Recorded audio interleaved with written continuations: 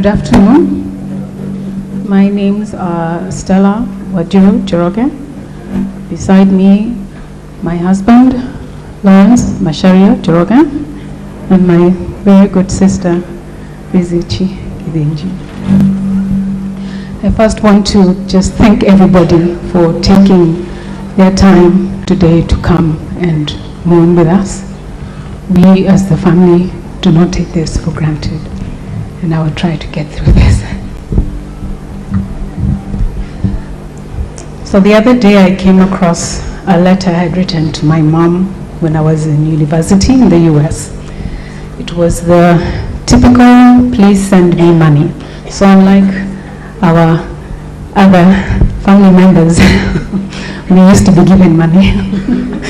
So that was the purpose of that letter. But it made me laugh because I sounded so naive. But what was interesting in that letter was we were sharing so many secrets. But living apart for over 18 years, our relationship diminished a little. But when we moved back to Kenya, we were able to reconnect, and this was the last 12 years. But more so in the last 2 years when she was ailing. Like many mothers, she stood between us and our father as a mediator and an enforcer. She was soft-spoken in nature, but she was able to maneuver and manage to petition for us, her children. There were many lessons that I learned from my mom growing up, but what stands out and what my children are a victim of is the tendency to administer one child's medicine to another child. My mother was someone who did not want to waste, and as a testament of where she never forgot where she came from, and that she would rather live within her means and have those resources to help others. I'll let you in on a little secret. Many of the nice things that Mom had were pushed on her either by myself, my siblings, or Jenga.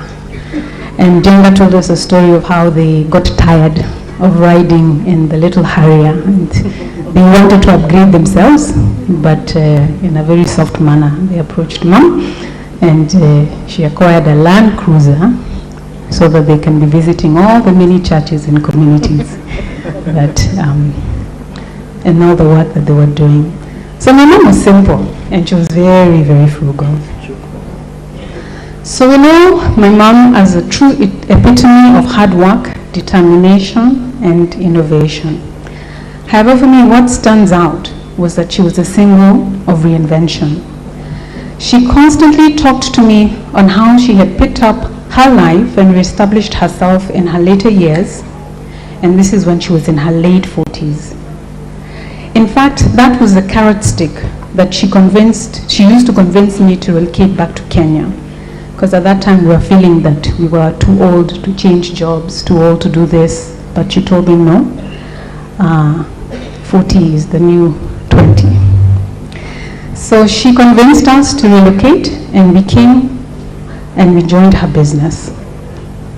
She questioned, and this is when we were still in the US, she questioned, why were we putting so much effort into building up a nation that was not even our home?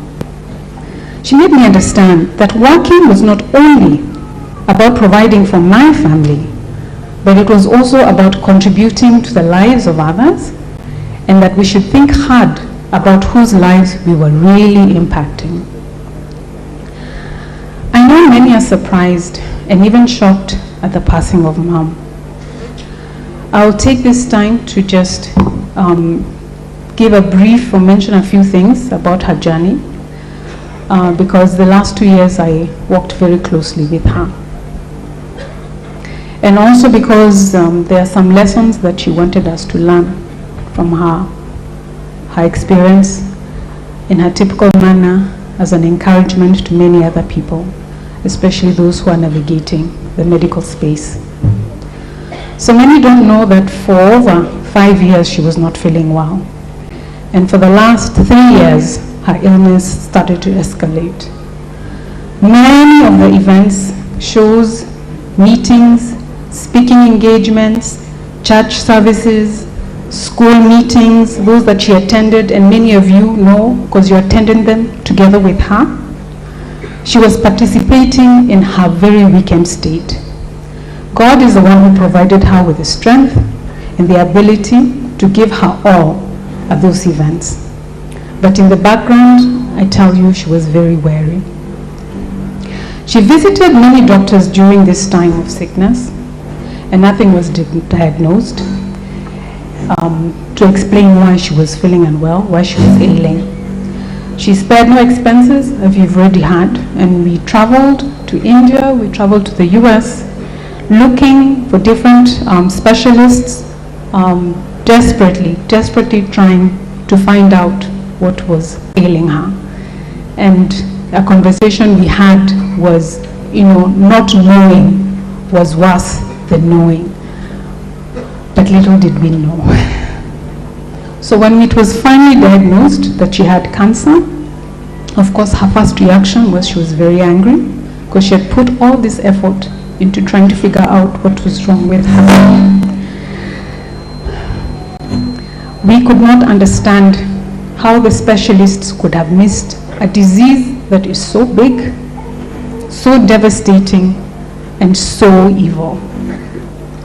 But she refused to dwell on this aspect. She refused to dwell on this knowledge, and she quickly put on her armor, preparing herself for the battle ahead.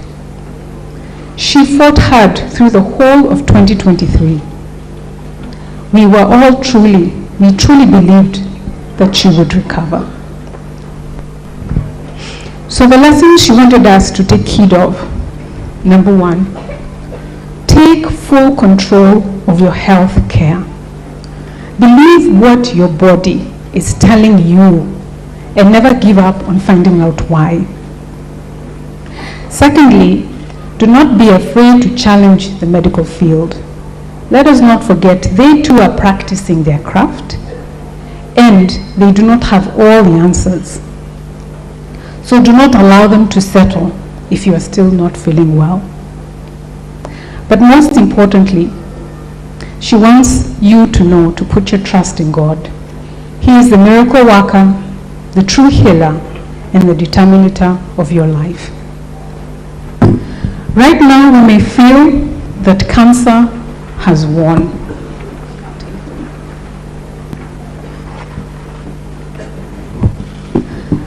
That cancer has taken another loved one away from us, and I'm sure this makes us very angry and sad.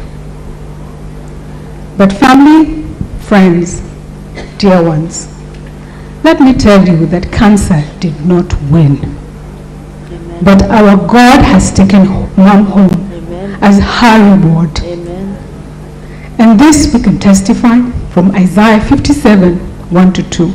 And I read, "The righteous perish, and no one takes it to heart. The devout are taken away, and no one understands that the righteous are taken away to be spared from evil." Amen.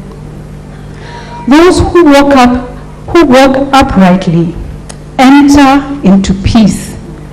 They find rest as they lie in death. And that is Mom. So I want to leave you with another challenge that Mom passed on down to us. Those who knew her personally and those who knew her from a distance. And we can all attest, and you will continue to hear very many stories about Mom. But I'll read from the Bible. And I've struggled with this Bible name, so please bear with me. Ecclesiastes 9:10. And I read, because this was Mom's life. "Whatever your hand finds to do, do it with your might." Can we all attest to that? Yes. That was Mom. "For there will be no work or device or knowledge or wisdom in the grave